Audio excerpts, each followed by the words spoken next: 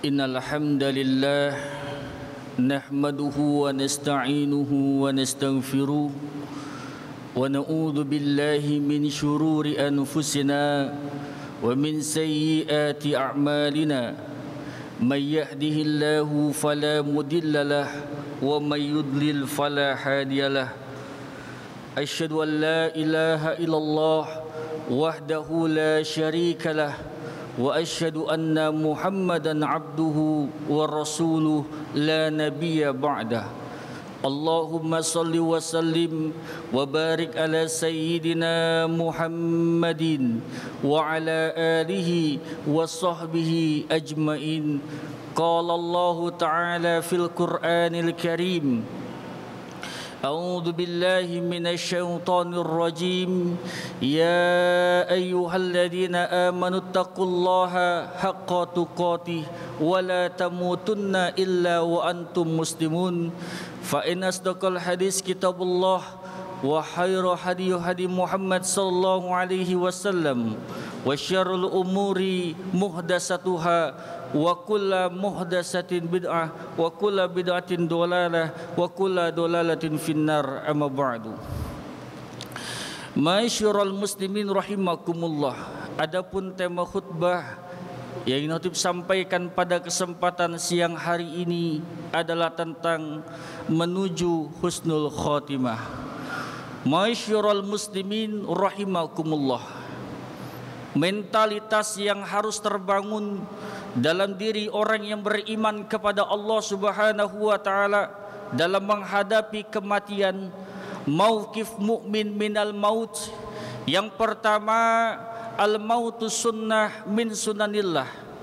Mati itu ialah bagian daripada ketetapan Allah Subhanahu wa taala. Allah mengatakan kepada kita di dalam surat Al-Ankabut ayat yang ke-57, kullu nafsin dha'iqatul maut summa ilaina turja'un.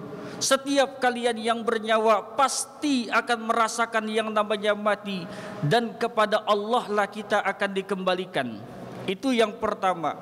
Yang kedua, sikap mental yang harus terbangun dalam diri orang yang beriman kepada Allah, yaitu al-mautu haq wa huwa biyadillah. Mati itu ialah benar dan semua di tangan Allah Subhanahu wa taala. Kalau belum datang waktunya mati, peristiwa bagaimanapun beratnya menghadapi kita, maka kematian tidak akan datang kepada kita. Tapi kalau memang sudah waktunya mati, bagaimanapun kita berlari dari kematian, seberapa banyak pun harta yang kita punya, setinggi apapun jabatan yang kita sandang, semegah dan sekokoh apapun rumah yang kita miliki, kita tidak mungkin bisa menghindari kematian yang datang kepada kita. Allah mengatakan di dalam surat Al-Jumu'ah ayat yang ke-8, A'udzubillahi minasyaitonir rajim, Qul innal mautal ladzi tafirruna minhu fa innahu mulaqikum. Katakanlah kematian yang kamu berusaha lari daripadanya, dia pasti akan menemui kamu. Ayat ini dalam tafsir yang dikeluarkan Kementerian Agama Republik Indonesia menjelaskan tentang orang-orang Yahudi yang sangat takut akan mati. Maka Allah memerintahkan kepada Rasulullah, sampaikan kepada orang-orang Yahudi itu, bagaimanapun mereka berusaha menghindari kematian, kematian pasti akan datang menjemput mereka. Maka yang kita fikirin hari ini bukan soal matinya. Kalau mati pasti datang. Tapi yang harus kita fikirin hari ini adalah kalau kematian itu datang kepada kita nanti malam, besok pagi, minggu depan, bulan depan, tahun depan, sudahkah kita persiapkan amal sebelum mati, dan kita mati dalam keadaan apa? Itu yang harus kita pikirin. Nggak usah mikirin matinya. Kalau mati pasti datang. Jangan sampai ketika kematian datang kepada kita, kita menyesal. Dalam surat Yasin dikatakan, ya hasratan alal ibad. Ya hasratan, hasratan itu adalah kalimat penyesalan. Apa sesungguhnya yang mereka sesali? Dalam surat Al-Kahfi, surat yang ke-18 ayat 49, orang-orang yang ketika datang kematian, mereka itu akan ditampakkan seluruh amal dan kebaikan mereka. Mereka akan mengatakan kepada Allah, ya wailatana ma li hadzal kitaba yughadiru saghiratan wala kabiratan illa ahsaha. Betapa celakanya kami, ini kitab apa yang ditunjukkan Allah kepada saya? Tidak ada yang terlewat. Semua dosa saya yang kecil, semua dosa saya yang besar diperlihatkan oleh Allah Subhanahu wa taala. Tidak ada yang terlewat satupun. Lalu apa yang kita inginkan di dalam surat Al-Mu'minun, surat ke-23 ayat yang ke-99 sampai ayat yang ke-100, apa kemudian yang kita inginkan? Hatta iza jaa ahaduhumul maut qala rabbirji'un.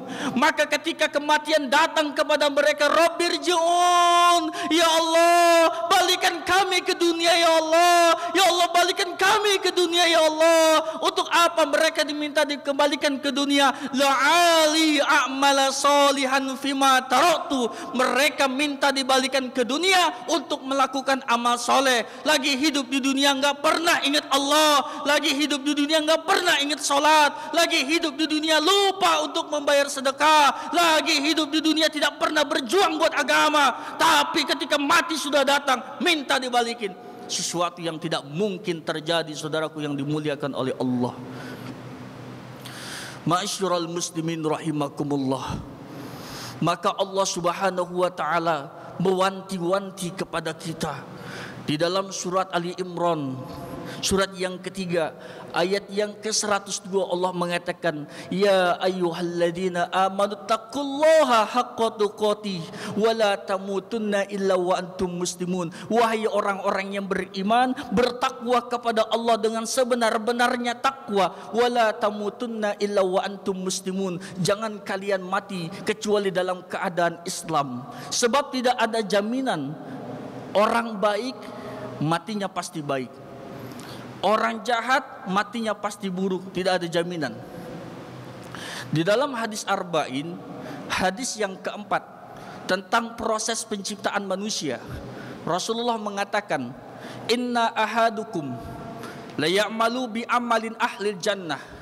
Ada orang yang sudah dicatatkan oleh Allah sebagai calon penghuni surga, hatta mayakunu bainahu wa bainaha illa dira'un. Bahkan jarak antara dia dengan surga itu tinggal sehasta. Fayasbiku alaihil kitabu fayamalu bi amalin ahlin nar. Tapi di detik-detik akhir hidupnya dia merubah catatan kebaikannya itu dengan melakukan kesalahan, fayadkhuluha, lalu kemudian dimasukkan dia ke dalam neraka. Tapi ada justru sebaliknya, inna ahadukum la ya'malu bi amalin ahlin nar. Ada orang yang sudah dicatatkan oleh Allah sebagai calon penghuni neraka, hatta mayakunu bainahu wa bainaha illa dhiraun. Bahkan jarak antara dia dengan neraka itu tinggal sehasta. Fayasbiku alaihil kitabu fayamalu bi amalin ahlil jannah fayadkhuluha. Tapi di detik-detik akhir hidupnya dia melakukan kebaikan, dia bertaubat kepada Allah, maka kemudian Allah katakan fayadkhuluha, dia dimasukkan ke dalam surganya Allah Subhanahu wa taala.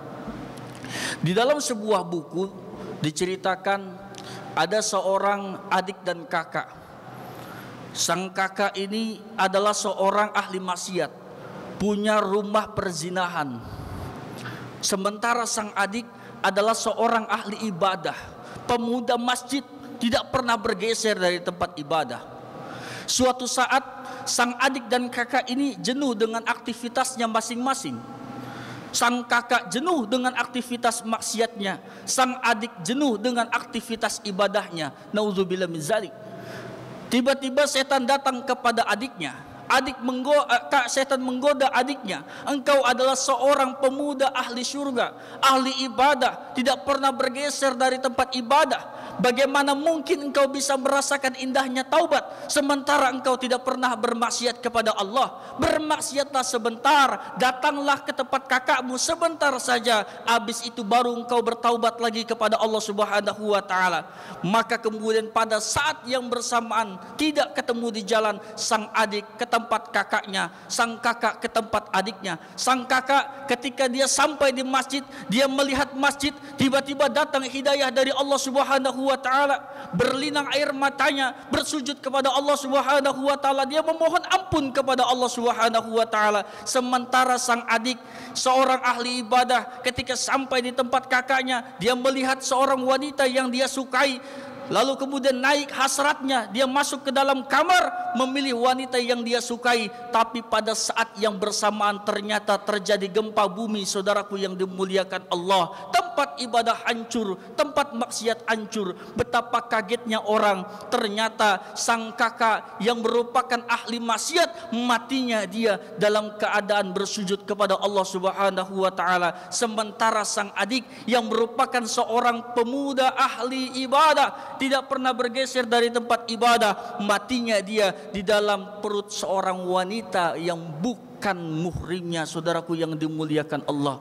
Masyurul muslimin rahimakumullah, inilah PR terberat kita hari ini adalah bagaimana kita mengakhiri hidup kita menuju husnul khotimah. Adakah ciri-ciri husnul khotimah? Ada. Pertama, ciri husnul khotimah itu ma min muslimin, siapa orang muslim, perhatikan, yamutu yaumal jum'ah, dia meninggal dunia pada hari Jumat, au lailatil jum'ah, atau dia meninggal pada malam Jumatnya, tadi malam, idza waqahullahul fitnatal qabri, maka Allah akan menghindarkan dia dari fitnah kubur. Para ulama menjelaskan fitnah kubur ini adalah Allah Subhanahu wa taala akan memudahkan dia ketika dia didudukkan oleh para malaikatnya Allah di alam kubur. Ketika Allah, malaikat bertanya, "Man rabbuka wa ma kitabuka wa ma nabiyuka," dan seterusnya, Allah akan mudahkan dia menjawab para malaikat ketika bertanya di dalam kubur. Yang kedua adalah mautil mukmin bi arratil jabin, matinya orang beriman itu dengan keluar keringat dari dahinya. Para ulama menjelaskan keluar keringatnya itu sebesar biji jagung itu adalah untuk meringankan beban sakaratul maut yang tengah dihadapinya. Dan yang ketiga adalah man kana akhiru kalamihi la ilaha illallah dakhalal jannah. Barang siapa yang di akhir hidupnya dia mengucapkan kalimat la ilaha illallah dakhalal jannah, maka dia akan dimasukkan ke dalam surganya Allah Subhanahu wa taala. Dan yang ketiga adalah, yang keempat adalah orang yang meninggal karena wabah, orang yang meninggal karena penyakit. At-taun syuhada likulli muslim, orang yang meninggal dunia karena taun atau karena wabah, maka dia adalah syuhada, kata Nabi. Atau dalam hadis yang lain dikatakan waman mata fi batni fahuwa syahidun, siapa orang yang meninggal dunia dalam keadaan sakit perut seperti usus buntu, ginjal atau liver dan lain sebagainya yang berhubungan dengan perut, maka kata Nabi yaitu fahuwa syahidun, maka dia adalah syahid. Dan yang kelima adalah ciri husnul khotimah itu dia sempat untuk melakukan amal soleh. Idza aradallahu li abdin khairan ista'malahu, ketika Allah menghendaki kebaikan kepada seorang hamba, ista'malahu, maka Allah akan memudahkan dia untuk melakukan kebaikan. Para sahabat bertanya, kaifa yastamiluhu, ya Rasul, bagaimana Allah memudahkan seorang melakukan kebaikan? Lalu kemudian Rasulullah mengatakan, yuwaffiquhu li amalin soleh qabla mautih, Allah mudahkan dia untuk melakukan amal soleh sebelum dia berpulang menghadap Allah Subhanahu wa taala. Ada seorang di Tebet tengah sholat sujud tidak bangun-bangun, ternyata ketika disenggol ternyata dia sudah berpulang menghadap Allah, mati dalam keadaan bersujud kepada Allah. Ada seorang qori tengah membaca Al-Quran, alladzi khalaqal mauta wal hayata liyabluwakum ayyukum ahsanu amala wa huwal azizul ghafur, lalu kemudian Allah cabut nyawanya, dia mati dalam keadaan tengah membaca Al-Quranul Karim. Masyurul muslimin rahimakumullah. Lalu terakhir, bagaimana langkah kita menuju husnul khotimah? Kata Sufyan As-Sauri, paling tidak dua hal. Pertama, menjaga iman dengan istiqomah. Iman, istiqomah, husnul khotimah adalah mata rantai yang tidak bisa terpisahkan. Orang tidak mungkin bisa husnul khotimah kalau tidak punya iman. Orang punya iman tidak dijaga dengan istiqomah, mana mungkin berakhir husnul khotimah. Maka orang kalau punya iman dijaga dengan istiqomah, maka insya Allah akan berakhir husnul khotimah. Allah katakan surat Fussilat ayat 30, innal ladzina qalu rabbunallah tsumma istaqamu. Orang-orang yang mengatakan rabbunallah, Tuhan kami ialah Allah, tsumma istaqamu, lalu kemudian dia jaga imannya dengan sebenar-benarnya iman, tatanazzalu alaihimul malaika, maka akan turun malaikat kepada kita, nyamperin kita ketika kita akan diambil nyawanya oleh Allah. Alla takhafu, jangan takut, wala tahzanu, jangan sedih, wa abshiru bil jannah, tempatmu ialah surga, allati kuntum tu'adun. Masya Allah. Dan yang kedua, minta kepada Allah untuk diwafatkan dalam keadaan baik. Tawaffani musliman wal hiknil bi solihin. Mudah-mudahan kita semua meninggal dunia kembali kepada Allah dalam keadaan husnul khatimah. Barakallahu li wa lakum fil Qur'anil Karim, wa nafa'ni wa iyyakum bima fihi minal ayati wa zikril hakim, wa taqabbala minni wa minkum tilawatahu innahu huwas samiul alim, fastaghfiru innahu huwal ghafurur rahim. Allahumma salli wa sallim ala Sayyidina Muhammad wa ala ali Sayyidina Muhammad.